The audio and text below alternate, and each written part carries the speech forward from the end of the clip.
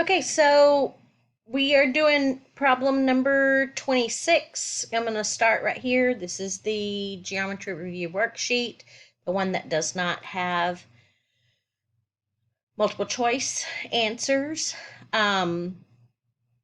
You should have already worked these. I hope you're not watching me work them. You should have already worked these and you're just checking your answer. And you don't have to watch number 26 if you've worked number 26. So fast forward it to the ones that you have a problem with. Okay, so I labeled the stuff that I'm trying to find right here. I have labeled that ABC. I've labeled AB right here. I've labeled that X. I labeled BCY, and I labeled BDZ.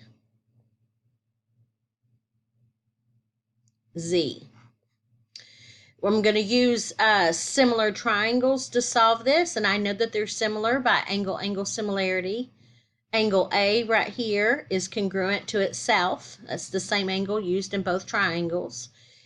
Angle E and angle B are both right angles, so this is angle similarity. So that's how I know that these are going to be proportional. Then I look for corresponding parts from each triangle. For this little triangle right here, the only piece of information that I know, the only side that I know is the hypotenuse. So since I know the hypotenuse of this one, I need the hypotenuse of this one so I can do corresponding parts and make a scale factor. 17 was not given, but 17 is a Pythagorean triple. If you didn't recognize that it's a Pythagorean triple, for this big triangle right here, you do have two sides. So all you had to do was 8 squared plus 15 squared equals the hypotenuse squared, and that would have calculated to be 17 anyway. So I do the hypotenuse of the little triangle on top, the hypotenuse of the big triangle on bottom, and that's going to be the ratio that I use when I write my proportions in order to find the missing parts. Okay, so now all I need to do to find, let's say I want to find X. X is AB right here, which is the short leg of the little triangle, and that's going to correspond to the short leg of the big triangle, which is AE. You'll see they lined up when because I named them cautiously. I named them with corresponding parts lining up. So AB is X, so it's going to go on top, and AE is 8. So now all I have to do is cross multiply, and I get 40 is equal to 17x. So x is 40 over 17. And knowing the answer key, I'm sure they left everything in the exact value.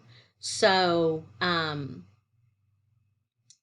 am sure that they did not write that as a decimal. Okay, so now we're going to do the other missing side, which is the long leg of the little triangle. So that's Z, and Z was BD, so it's going to correspond to EC, which is 15. Okay, and now we're going to cross multiply. So 5 times 15 is equal to 17 times Z. And 5 times 15 is 75. And I'm going to divide both sides by 17. And I'm pretty sure that 17 over 75 will not simplify. So that's probably what they have on the answer key. Let's jump over there and look. This is number 26. Okay, why do I only have 2 answers? Which one did I miss? I found X, I found Z, I didn't find Y. Oh, Y is going to be found, the whole thing is 17. So 17, which is the whole hypotenuse, take away the value of X, which is 40 over 17, and you get Y. So 17 minus 40 over 17. And you get 249 over 17. And that was the value of y. Y is not part of any triangle.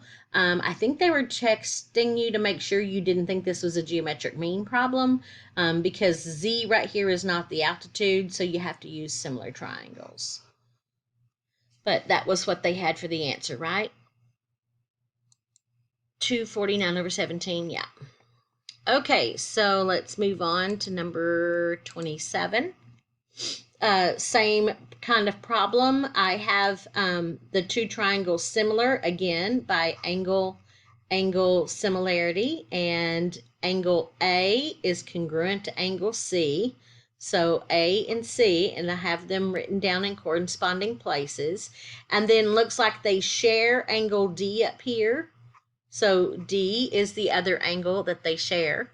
So that means that angle B and angle E have to be congruent by the third angle theorem. So then I have to pick corresponding parts. So for the little triangle right here, I know all three sides, so I had a choice. But for the big triangle, I only knew one side, which was DB. That was the only side. So DB was the only side that I knew, and that was a side length of 9, so I put that on top. And DB corresponds with DE.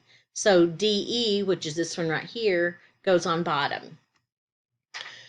So this is going to be the scale factor that I'm going to use. So it's going to be 9 over 5 is going to find. Which other side do we want? We want to find AE. Well, AE is a piece of AD. So we're finding AD, which is this first two letters. So AD is going to be 5 plus X. And then AD corresponds with CD. And CD is 7. All right, so I'm going to cross multiply and divide. So that's 9 times 7 is equal to 5 times 5 plus X. And that's going to give me 63 is equal to 25 plus 5X. 63 minus 25 is 38 is equal to 5X. Divide both sides by 5. And the answer, because I know how this assignment has been leaving their answers, is going to be 38 over 5. Okay, and then the next one is Y, which is AB, and AB is this first side right here. Now remember, I'm still using 9 over 5. And then AB is what we have labeled Y, and AB is going to correspond to CE, and CE is 6. It's very important that this first naming of these two triangles is important, because it's going to help you get your corresponding parts, because unless you redraw the triangle so that the corresponding parts, you can see the corresponding parts, it's very hard to set these proportions up correctly. If you want more assistance with this one, send me an email and I'll be happy to like redraw the problem or go over more slowly how I set this up. All I did was make sure that the corresponding angles, the angles were congruent. I made sure that those were written first. So angle A right here has to correspond with C. So A went first, so C had to go first. And then the D's had to be in the same place. So I had to go AD, and so I had to go CD, and then the third letter was the only one left. So that's how I named it. 9 times 6 is equal to 5y, and 9 times 6, I believe, is 54. So 54 is equal to 5y. Divide both sides by 5, and that's going to be 54 over 5. And I'm guessing they left those in the form of fraction rather than a decimal because they like exact values. Although these, since we're dividing by 5, they would come out to be 0.2, 0.4, 0.6, 0.8, something like that. it would be exact value, but it seems like this answer key has always left them in fractions.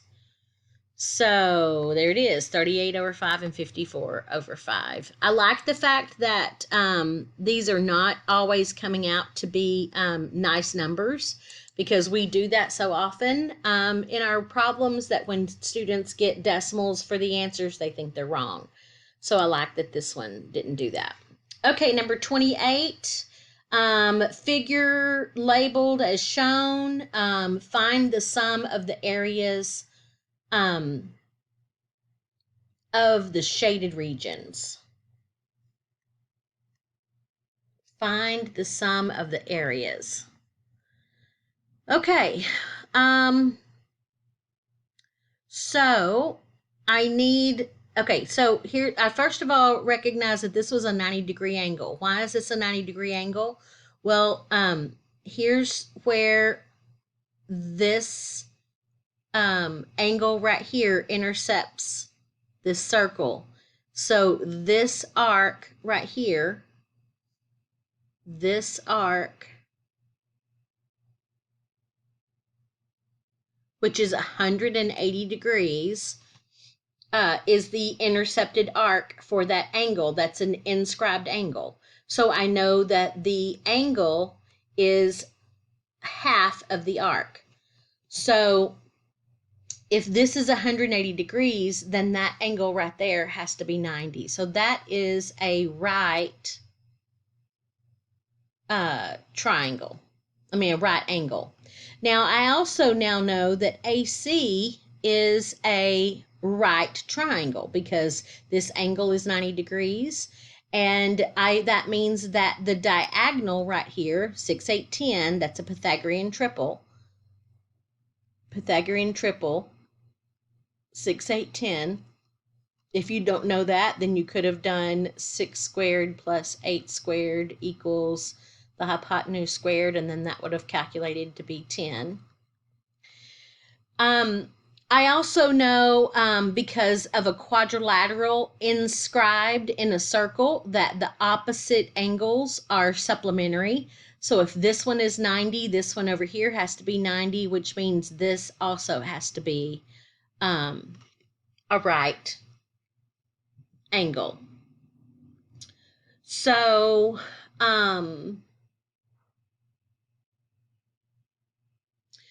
I know the area of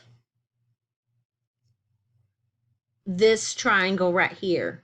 So this triangle right here is going to be 1/2 times 6 times 8. And I also can find the area of the circle. The area of the circle is going to be pi times the radius squared, and I know the diameter is 10, so that means that the radius is 5. This radius is equal to 5. So this is going to be 25 pi. Okay, now the reason that I want to find this is because if I can find the area of these two, or this quadrilateral, if I can find the area of this quadrilateral, then all I got to do is subtract the area from the quadrilateral away from the area of the circle, and I'll have the shaded sections. Otherwise, I'm going to have to turn this into 4 different sectors, which I certainly could. And find the area of each one of these segments. So there's a ton of different ways to work this problem. But I'm going to continue on. So the area of this one is 6 times 8 is 48. Half of 48 is 24. So the area of this triangle right here is 24. Now, what do I know about this triangle down here? Notice that these two arcs are exactly the same. So if these two arcs are the same, then what do I know about these two chords? I know that these two chords are the same. So that makes this a 45-45 triangle with this side length right here is 10. If this side length is 10, then I know for a 45-45 triangle that this is x root 2, this is x, and this is x. And so this 10 right here is the x root 2 side. So I have 10 is equal to x root 2. Solve for x. Divide both sides by the square root of 2. That's 10 root 2 over 2 because I have to rationalize that denominator. And that comes out to be 5 root 2. So this is 5 root 2, and this is 5 root 2. So again, this is a right triangle, so base times height, so 1/2 5 root 2 times 5 root 2 is going to be the area of this triangle. So 5 times 5 is 25. Multiply those together to get 2. That 2 is going to happen, it's going to cross out with that. So the area of this one is 25. So the area for this part, this part, this part, and this part is going to be 25 pi minus 49. Because 24 and 25 makes 49. All right, like I said, that is not the only way to work this problem. You could have drawn, let me see if, well, I don't want to erase this, but anyway, you could have said, okay, here's the center, and there's that sector, and there's that sector, and there's that sector, and you could have worked it until you found those sectors. That might have been more complicated. I don't know. It might have been easier. I just did it the first way that kind of popped into my head. Okay, over here we have a pyramid. They want us to find lateral surface area, total surface area, and volume. Here's the lateral surface area. This is the total surface area. And then I didn't copy the volume, but the volume is what is it, 1/3 area of the base times height. That's the volume. Okay, so that means that I need to find the area of the base. This is a hexagon, so I'll have to use 1/2 AP, 1/2 the apothem times the perimeter. I'll need the slant height for this one. I'll need the perimeter of that hexagon, and that should be it. So let's see, the first thing I'm going to do is find the area of the base because I need that in 2 different places. So I'm going to take this, I took this triangle right here, I took it out, I found the measure of this angle right here, and that is half the central angle. The central angle is 360 divided by 6, and the which is 60 degrees. And then take half of that and 30, so this is the 30-degree angle. It tells me that each base edge is 6. That gave me that, so that means this piece is 3 and this piece is 3. So that's where I got the 3. That side length that's 3 is opposite the 30-degree angle. So that means the apothem is going to be 3 square roots of 3. Okay, the perimeter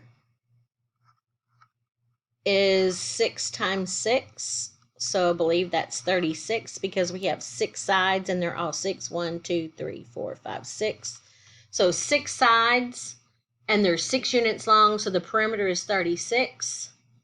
And then the big B is 1/2 times the apothem, 3 square roots of 3 times the perimeter.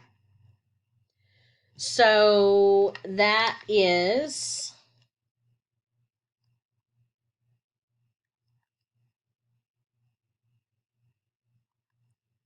54 square roots of 3. I believe that's right.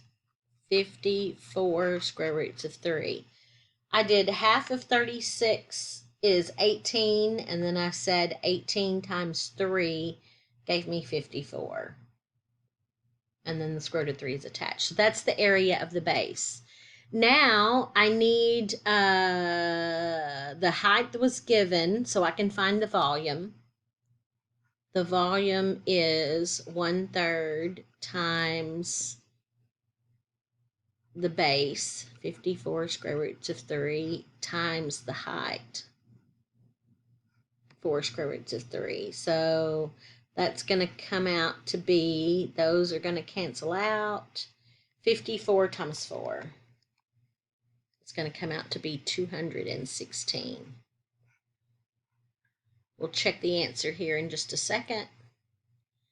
And then the last thing that I need is to find the lateral surface area. I need the slant height.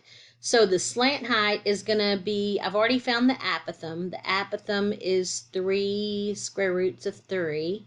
I found that right here. So this is an apothem, so is this. This one may look bigger, but that's just because of the slant of the angle at which we're seeing the base. But any from the center to the midpoint is an apothem. So that's 3 square roots of 3. The height was given as 4 square roots of 3. So I'm going to be using, this looks like a 3, 4, 5. So that's going to be 5 square roots of 3. Pythagorean triple, 3, 4, 5. And the multiplier was a square root of 3. So the slant height is 5 square roots of 3.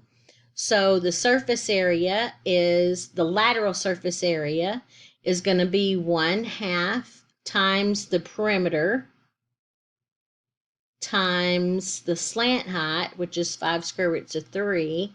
So that is 18 times 5. So that's 90 square roots of 3. And that's the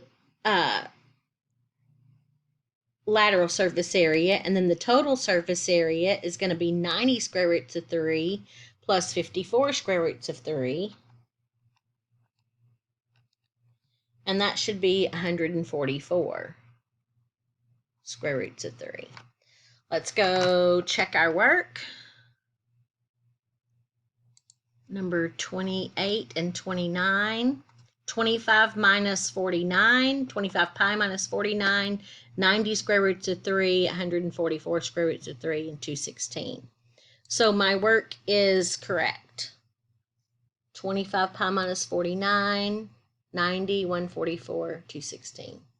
All right, I'm going to go ahead and stop this video because it's been kind of long. And we will finish up on the next one.